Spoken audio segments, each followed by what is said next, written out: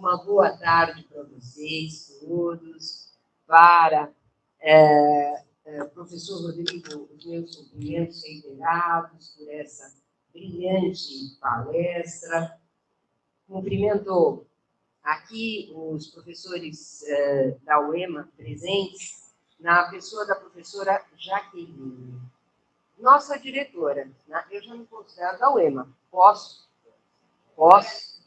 Olha, realmente, a acolhida dada aqui por essa casa, por essa instituição de ensino, é fenomenal. E a professora Jaqueline está aí muito sacrificada, porque ela tem que estar conosco o tempo todo para nos ajudar, né? Para nós não é um sacrifício, para nós é um imenso prazer. Eu acho que para a professora Jaqueline deve ser, né, pesado, né, professora Jaqueline? Olha, Regina e o Ricardo o tempo todo. Mas, olha, agora falando sério, que encanto essa professora. Já fizemos uma amizade íntima, não podemos mais ser testemunhas se tivermos algum processo, não é? Porque já temos suspeição, já somos suspeitas, né? Amizade instantânea e afinidades, né? E o Ricardo Bipimeu, meu companheiro, que aqui está, vocês pensam que ele é fotógrafo, trabalha com audiovisual? Não. Ele é meu companheiro, né? Argentino, um bom argentino, né? Um bom argentino, né? Torce até para o Brasil, imaginem, né? Ama Pelé, né? Prefere Pelé a Maradona, então vocês podem perceber que é um ótimo argentino.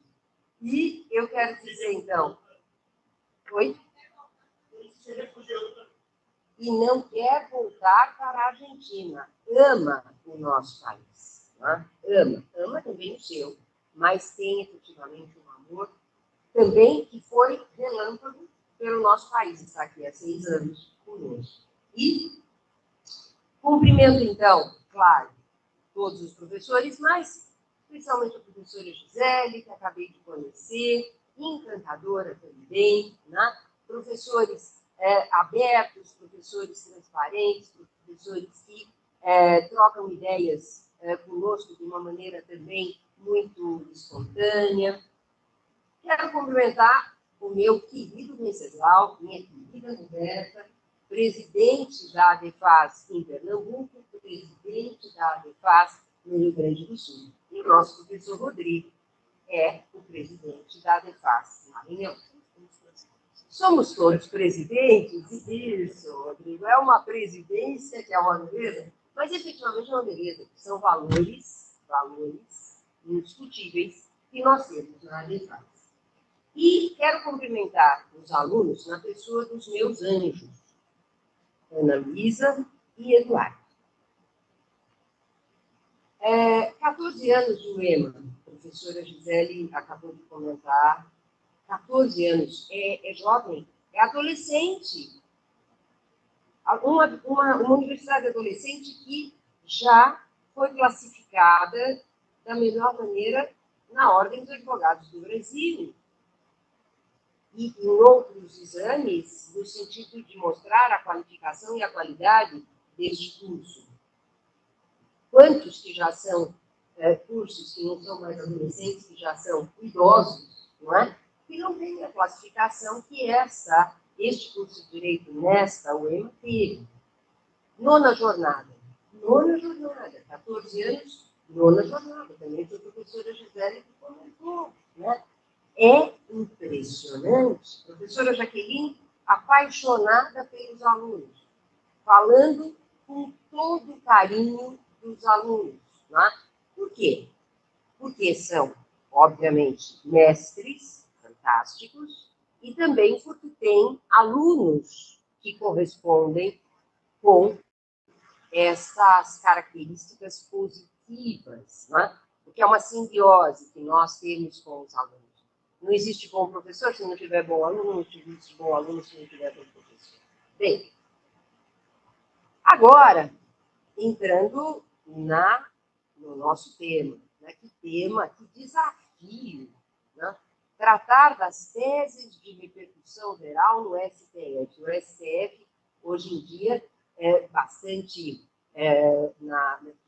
assim, na mira de todos, né? Para alguns uma mira positiva, para outros uma mira negativa, um antagonismo total de ideias, né? Ou seja, opositores de um lado, aqueles que elogiam o outro. Mas nós vamos tratar das teses de repercussão geral no STF na área mais importante do direito, que é o direito de família. Para mim é. Né? E é para todos. É porque é exatamente essa área que tem em vista a proteção desse núcleo essencial, dessa base de toda a nação, que é a família. E no STF, vamos ver, temos muitos acertos em teses de repercussão geral na matéria do direito de família, na área do direito de família. Então, teses fixadas pelo STF, recursos extraordinários de repercussão geral, com efeitos vinculantes e erga omnes. Então, quando se forma uma tese de repercussão geral, não estou falando do tema. O tema é aquele que surge de um recurso extraordinário, que o Supremo diz, isso tem uma repercussão geral, então forma-se um tema. E do tema vai ser formada depois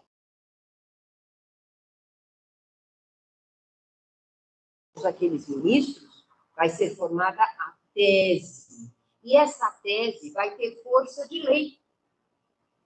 É um processo totalmente diferente de uma lei, claro que é, mas tem um efeito vinculante em relação a todos os outros tribunais, a todos os próximos julgamentos, e também tem efeito em relação a todos.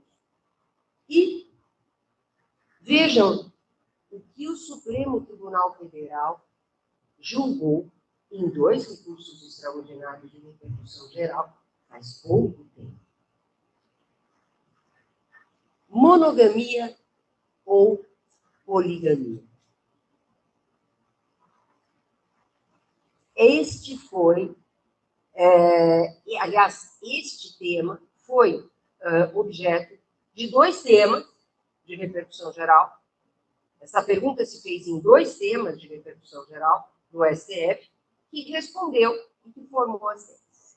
Mas antes da gente dizer se o Supremo Tribunal Federal decidiu pela monogamia ou pela poligamia, claro, para aqueles que não estavam ontem aqui, embora estivessem todos assistindo o professor Venceslau, então a resposta já está dada nessa brilhante aula que o professor deu ontem.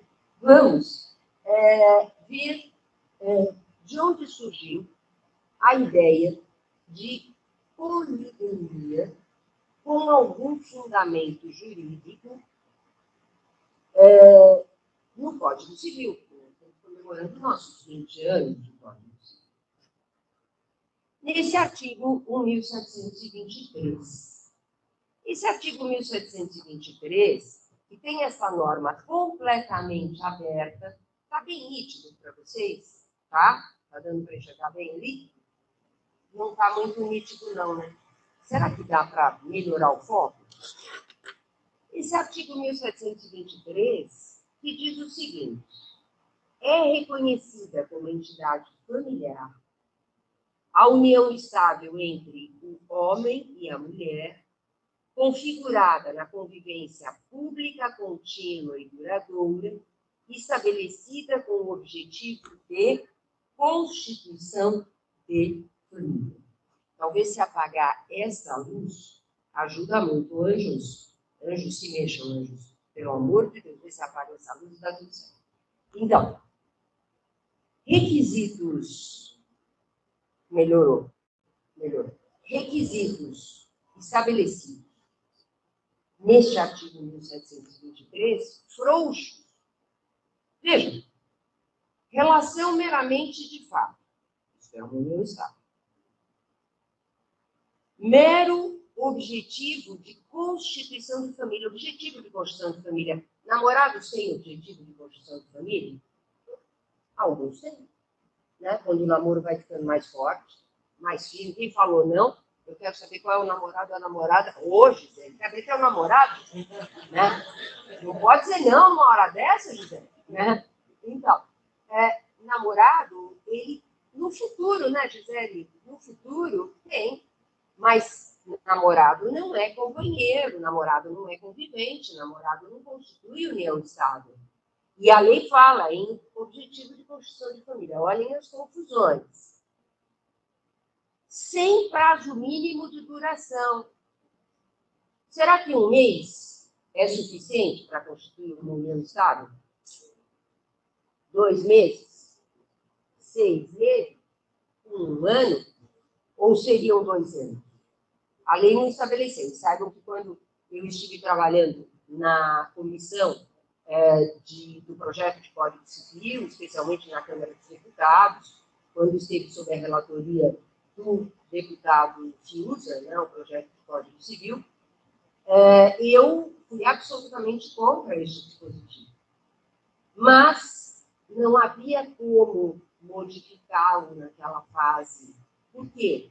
Porque a opção foi do deputado Fiuza, relator, aprovar o projeto como ele poderia ser aperfeiçoado até o ponto em que ele poderia ser aperfeiçoado, ou seja, dentro do regimento da Câmara, inconstitucionalidades e legislação aprovada até então. E esta norma é, portanto, a reprodução daquela norma do artigo 5º da Lei 9.278 de 96. Aquela norma que eu chamo de a norma do autor poeta. E sabem que toda lei tem um autor professor, jurista, né? A maior parte delas é assim, e tem, ao mesmo tempo, o autor legislativo. Né? Então, o jurista, autor dessa lei 9.278 de 96, eu chamo de autor poeta. E veja, uma norma poética. Né? É lindo olhar isso. É lindo. Só que não funciona. Não funciona porque não dá segurança jurídica. Confunde-se com o namoro até pela falta de estabelecimento de mesmo teto, mesma casa. Minha avó já dizia, quem casa quer casa. Não é assim? Então, como é que pode existir união estável em casas diferentes? Namorados vivem em casas diferentes, né? Agora, só pode existir uma união estável em casas diferentes, essa interpretação que daí a gente vai fazendo ginásticas interpretativas, só pode existir este tipo de relação com a entidade familiar, com todos os efeitos que a união estável tem, que são assemelhados ao do casamento, quando existir uma justificativa. Ou seja, eu sou advogado em São Paulo. Ricardo é advogado na Argentina. Ele mora na Argentina, eu moro no Brasil, mas constituímos uma entidade familiar por outras demonstrações, não é? De família. Existe uma justa causa. Mas se não, 2 pessoas que moram na mesma rua serem havidas como conviventes ou companheiros, isso acontece nos processos judiciais por causa dessa norma poética. E que na época da comissão do projeto de Código Civil, na última fase, não havia como ser modificada. A opção foi aprova-se. Por quê? Porque senão ia começar o ping-pong. Vai para o Senado, né? Se vai além daquilo que poderia ser aprovado regimentalmente, o projeto voltaria para o Senado, daí o Senado viria para a Câmara, quem sabe iria para o Senado de novo, enfim. Ping-pong, que não foi a opção, porque realmente o Código Civil precisava mudar. Nós tínhamos um Código Civil de praticamente 100 anos de existência. E muitas normas, não só no direito de família, mas nos demais livros do Código Civil, precisavam ser alteradas. Inclusive na responsabilidade civil. Nesse exagero que ficou, eu concordo com o professor da responsabilidade objetiva, né? Mas uma norma que, na sua interpretação, se fosse mais restritiva, estaria até que bem. Né? E, enfim, era necessária a mudança, por isso a opção da sua aprovação. Mas saibam que, naquela época, essa mesma comissão de professores elaborou um projeto de aperfeiçoamento do Código Civil e de introdução de inovações, inclusive para modificar essa norma da união estável. Só que esse projeto, ele virou um ping-pong na Câmara. Ele tem um número de artigos bastante grande e ele é desativado e é ativado a cada mandato. Desativado e ativado. Por quê? Porque nós estamos na época da facilitação, né? Então, se o projeto é pequenininho, tem um artigo, 2 artigos, 3 artigos, ele vai bem, né? Se ele tem muitos artigos, o legislador pensa, né?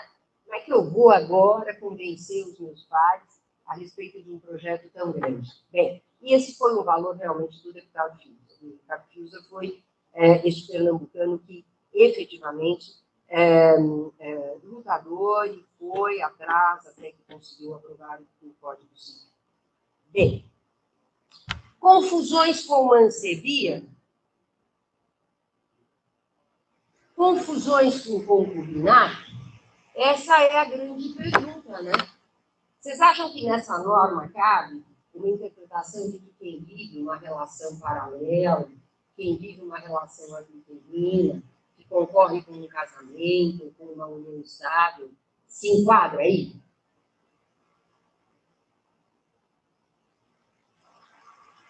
Vai depender do quê? Do que a gente pensar sobre o que é família. Né? Exatamente essa última palavra que está no texto. Né?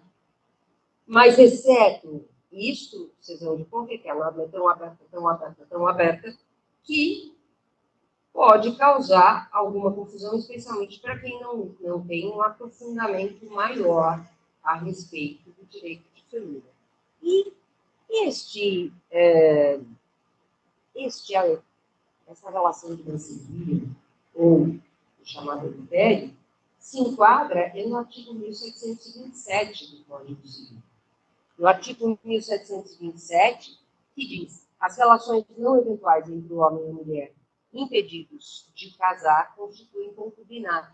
É uma interpretação sistemática, né? Você já vem aí que o adultério, a relação paralela, a relação de mancebia, não tem lugar no 1723 Sabut. Tem lugar como concubinato, que não é união estável, é o que se chamava antigamente de concubinato impuro, quando ainda não havia a expressão união estável, e não tem efeitos familiares. No entanto, como existem achismos hoje, né, no direito de família, né, direito fachado, sei lá onde, né, que não é nem na rua, a rua traz boas lições para nós, né, quiseram desprezar totalmente o artigo 226 da Constituição Federal, a interpretação sistemática daquelas duas normas que eu acabei de citar, e no artigo 226 esqueceram que este dispositivo diz: é reconhecida a união estável entre o homem e a mulher como entidade familiar.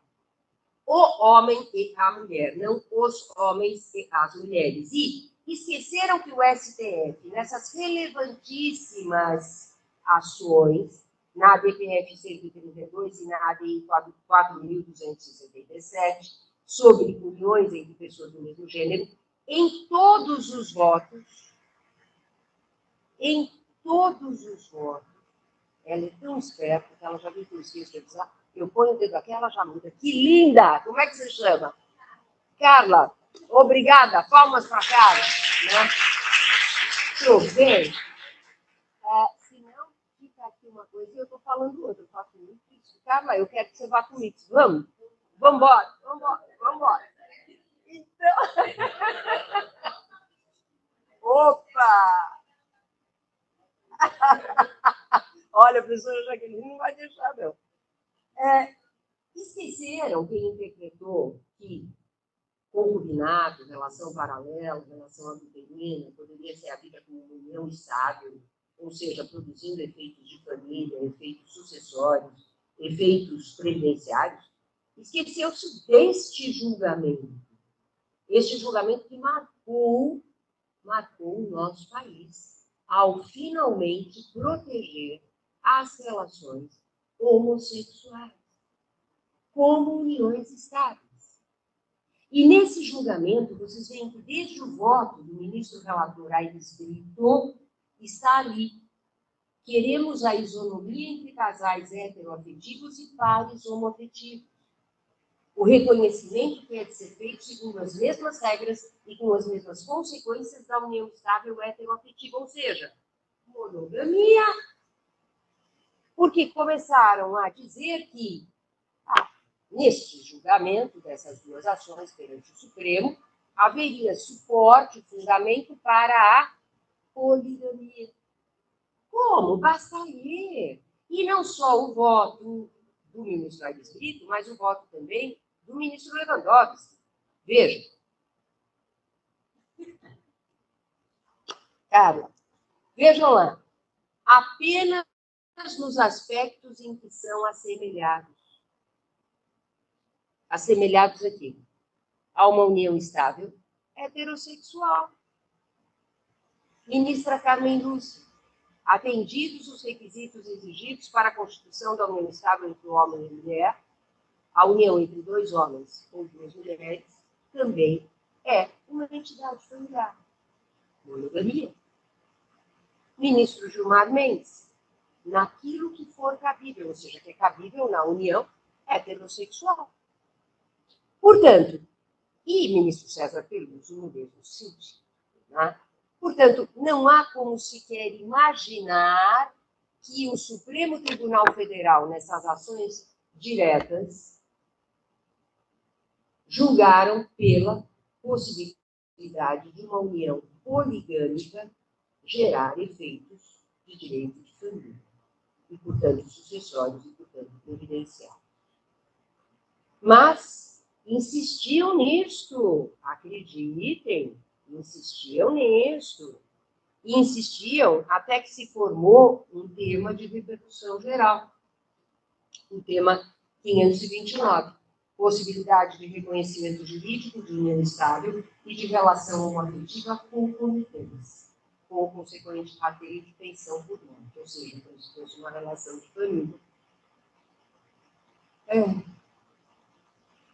Julgamento em 2020, 21 de dezembro de 2020, este tema de repercussão geral. E, vejam, outro tema também recentemente julgado, 2021, possibilidade de concubinato de longa duração gerar efeitos previdenciários. Esses foram os temas, lembram? Temas não são teses. Esses foram os temas de debate, ok? Eu quero aqui observar o seguinte. Neste tema aqui, eu fiz a DEFAS foi amigos curi, né, em todos esses processos, como é, via de regra, nos processos em curso no STF, que versam sobre matéria de família, matéria acessória e matéria provincial. E esse recurso, obviamente, que se voltava à área do direito de família. Por quê? Porque não existe direito previdenciário se não for embasado nas relações de família. Infelizmente, eu não posso deixar a minha pensão por morte para a minha funcionária do lar por mais. Ou para uma amiga que não tenha condições financeiras. Eu vou ter que deixar para quem? Ricardo. Né? Como ele é muito mais saudável do que eu, vou morrer antes, né? Então o Ricardo vai receber minha pensão por morte. Né? Então, dentro disso, vocês podem imaginar que eu fui para Brasília fazer a sustentação oral e fui entrevistada pela equipe de jornalistas do Supremo, né, que eles fazem as matérias e tudo mais. E o jornalista chegou para mim e disse assim, o que a DEFAS tem contra os homoafetivos, as relações homoafetivas? Por que a DEFAS está se opondo à atribuição de direitos previdenciários nas relações entre dois homens ou duas mulheres? Eu falei, porque esse recurso não trata de relação homossexual ou homoafetiva. Foi mal formulado o tema. Esse recurso trata de relação adulterina. Fosse hétero, fosse homoafetiva, não importava. Era relação adulterina, porque era um homem que dizia que tinha convivido com outro homem que morreu e disputava a pensão previdenciária com a viúva daquele falecido. Então, importava se era relação homossexual, se era relação heterossexual, não importava em nada. Mas vejam como o tema, né, trazia essa dúvida e uma certa, até, digamos, uma nuvem, né? Uma nuvem. Afinal de contas, a relação homoafetiva tem que ser protegida. E, aliás, eu defendo isso desde 1990, pelo menos. Eu sou autora de uma sugestão legislativa, que era aquele projeto que eu acabei de comentar com vocês, em que a união estável deveria ser estendida em proteção, a norma proposta foi essa, para a união estável entre homem e mulher, para as uniões estáveis entre homens ou entre mulheres.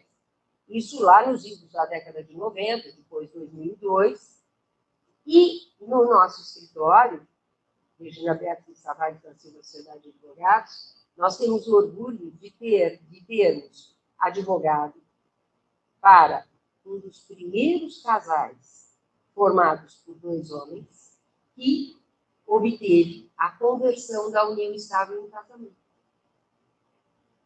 Então, se eu sou presidente da ADEFAS, é claro que a mim não me podem acusar de preconceituosa. Com esses 2 exemplos, isso fala por si só. E, portanto, não podem acusar a ADEFAS também de preconceito, porque eu não seria presidente da ADEFAS sem preconceito, a ADEFAS sendo preconceituosa, ou seja, não existe preconceito na nossa associação, muito pelo contrário, mas sempre dentro do princípio do quê? Da monogamia, que informa todo o direito, todo o ordenamento jurídico.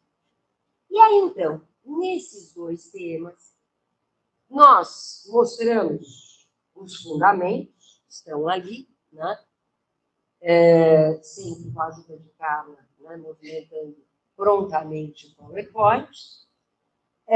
Isso tudo que nós conversamos com vocês até agora, por sinal, esse conjunto de slides fica à disposição do professor Eduardo, dos alunos, da UEMA, para que possa aí ter todos os dados. O professor já está olhando o horário, já está vendo aí que a Regina vai passar o horário.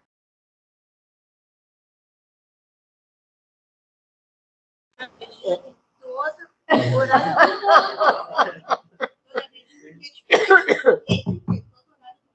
Olha, eu tenho uma ótima advogada. E mostramos, então, tudo isso, né? Ainda bem que não estamos hoje sob ali a mediação do Ricardo, porque o Ricardo é chamado de verdugo, ou seja, ele corta a mesma palavra, né? É terrível quando ele faz a mediação. O senhor é um anjo, né, do Ricardo. E, desse modo, com todos esses fundamentos que estão ali, né, descritos e que nós já comentamos, foram formadas as teses de repercussão geral de que modo? No primeiro julgamento, 21 de 12 de 2020, vejam, 6 votos contra 5. Ministro Alexandre de Moraes como relator, Ricardo Lewandowski, Gilmar Mendes, Fux, Toffoli e Nunes Marques. Acolheram os argumentos da ADEFAS pela não atribuição de direitos previdenciários para aquele amante, porque podia ser mulher, podia ser homem, era um amante. E os ministros com votos divergentes, vencidos, portanto, Fachin, Barroso, Rosa Weber, Carmen Lúcia e Marco Aurélio. Formou-se a tese. A pré-existência de casamento ou de união estável de um dos conviventes impede o reconhecimento de novo vínculo referente ao mesmo período, inclusive para fins previdenciários, em virtude da consagração do dever de fidelidade da monogamia pelo ordenamento jurídico constitucional brasileiro.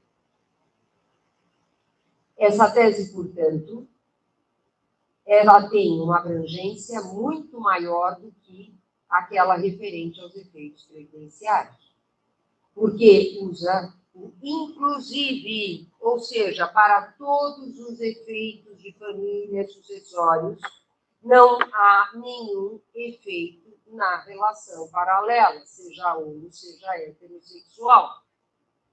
Uma tese, por sinal, muito bem formulada. E aí, temos aí o acórdão, inclusive com os dados principais, embargos de declaração, não foram acolhidos. Veio o outro tema. Ele tem um número menor do que o primeiro, mas foi julgado depois. Possibilidade de concubinato de longa duração gerar efeitos previdenciários. Vejam como insistiram. Agora era a longa duração que ia mudar a natureza do concubinato. Né? Olhem como mudou a posição do Supremo, que merece nossos aplausos por isso. Aqui nós tivemos 1, 2, 3, 4, 5, 6, 7, 8 votos que acolheram os fundamentos da Adefasco Amicus Curiae e um único voto vencido que queria atribuir efeitos para a mancebia.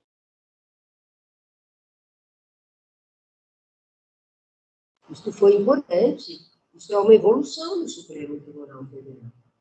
Neste, nós tínhamos uma relação adulterina formada por uma mulher, ou seja, uma relação paralela de uma mulher com um homem falecido. Né? Mas não importa, eu já disse, isso não importa. E a tese foi firmada assim: é incompatível com a Constituição Federal o reconhecimento de direitos previdenciários, pensão por morte, à pessoa que manteve durante longo período com aparência familiar união com outra casada, porquanto o concubinato não se equipara para fins de proteção estatal às uniões afetivas resultantes do casamento e da união estável. Professora Jaqueline, fotografa essa tese. Divulga essa, porque essa completa a outra. Essa completa a outra porque nem mesmo se aquela relação paralela for de longa duração, nem mesmo que ela tenha naquele núcleo lá no núcleo da amante ou do amante, uma caracterização naquele núcleo de família, ou seja, parece família lá, para a sociedade não parece, e é concubinato.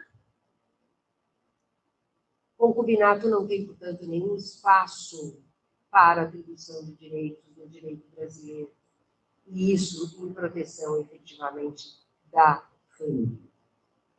O Superior Tribunal de Justiça recentemente julgou um caso muito interessante. Vocês querem saber como é que foi? Um homem e uma mulher viveram juntos por 3 anos. 3 anos. E este homem se casou com outra mulher. E ficou casado, enfim, mais de 25 anos.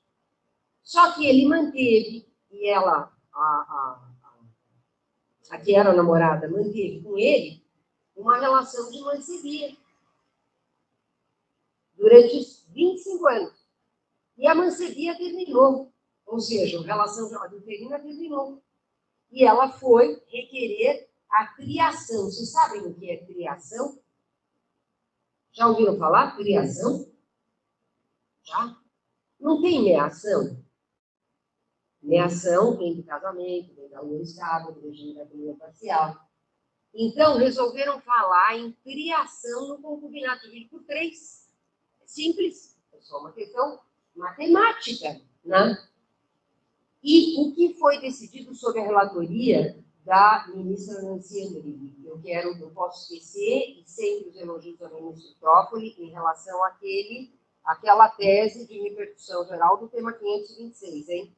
Que embasou profundamente este acórdão da ministra Nancy Andrighi, do STJ, do Superior Tribunal de Justiça. Por quê? Era uma relação de longa duração de concubinato, de mancebia. E por causa daquela tese firmada sobre o tema 526, relatoria do ministro Toffoli, não foi atribuído direito em criação àquela amante. No entanto, os 3 anos anteriores ao casamento, sim, foi considerado que houve união estável.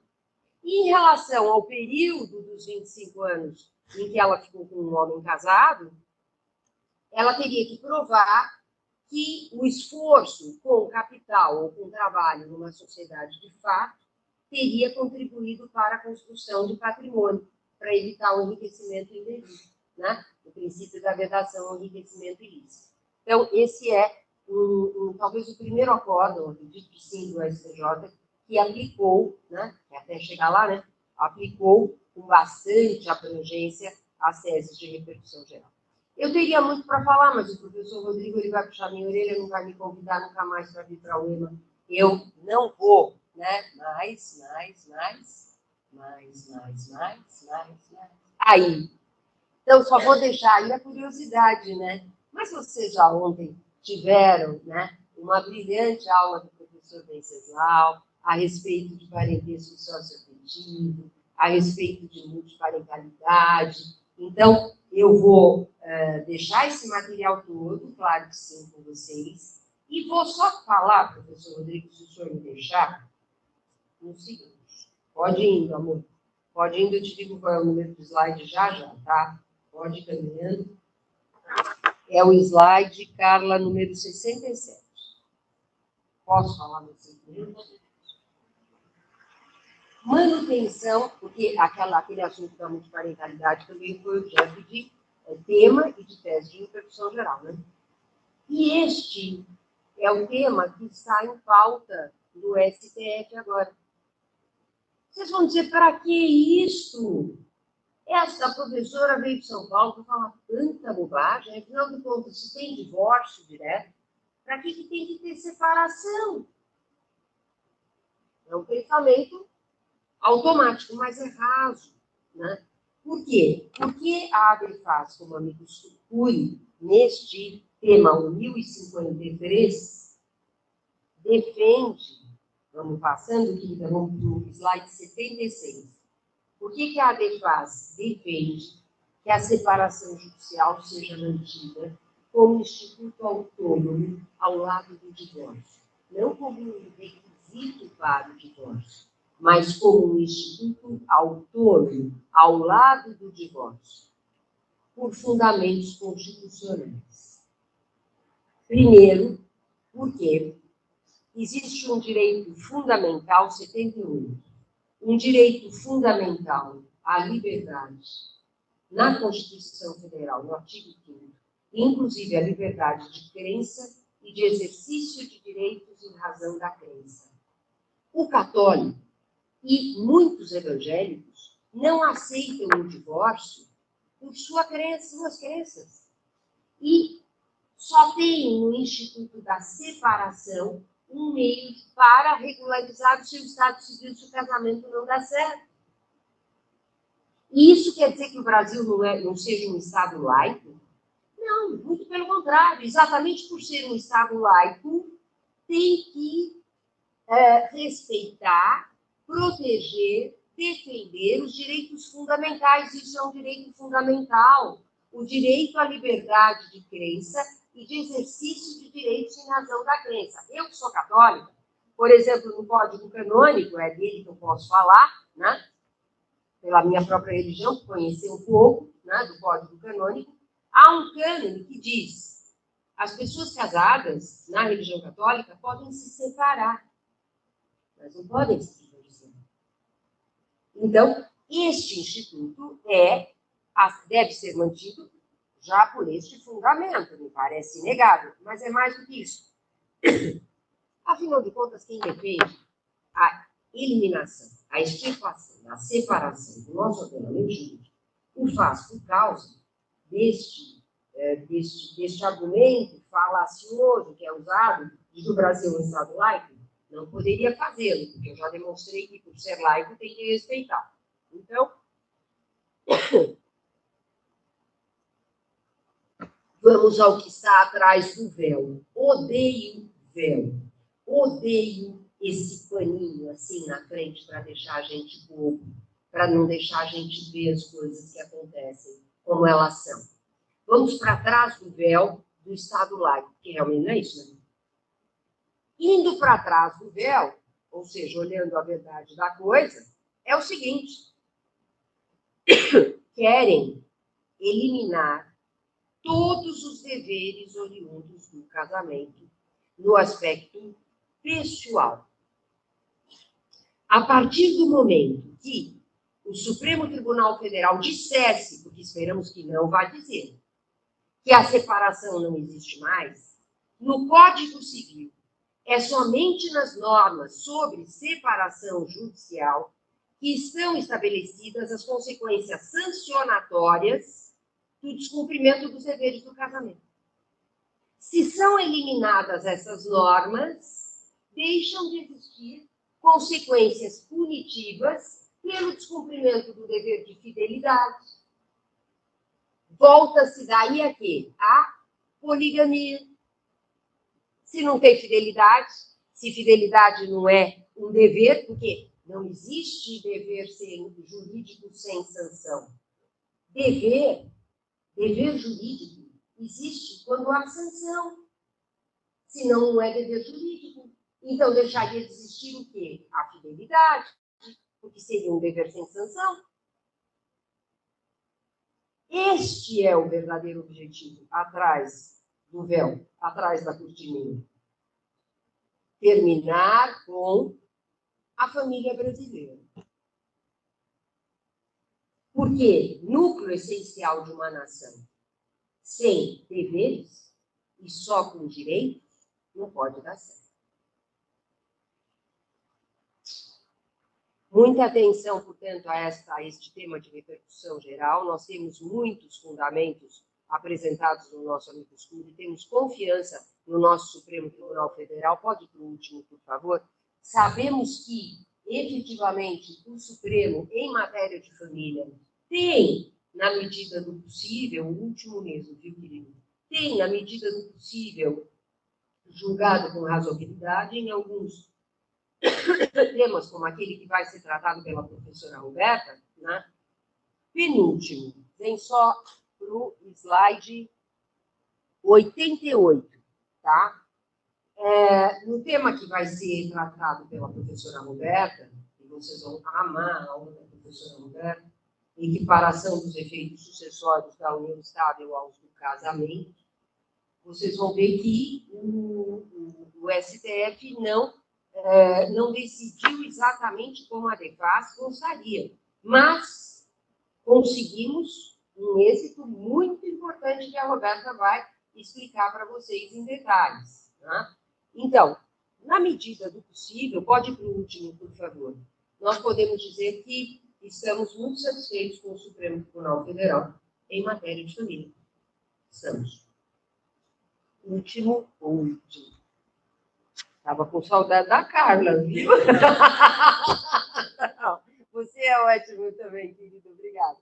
Eu quero dizer, então, que a nossa ADEFAS está de portas abertas para todos aqueles que quiserem entrar conosco, né, nesse caminho e nessa luta pela família, pelos membros da família, dentro do direito contemporâneo. Não somos conservadores.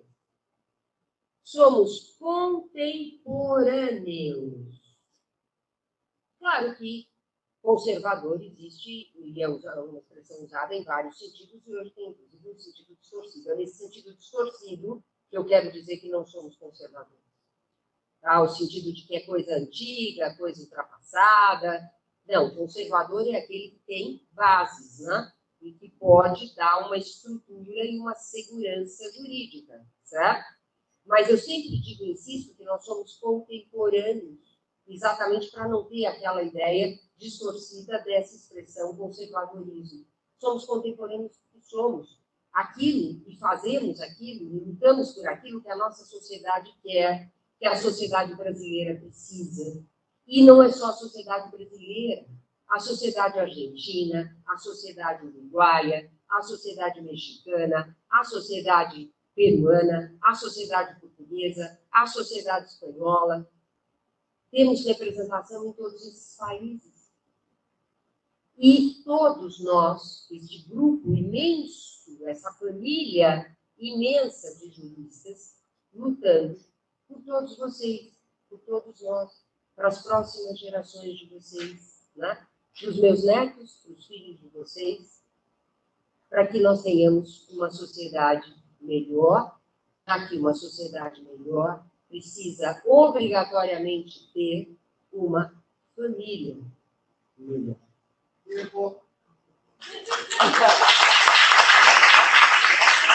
você.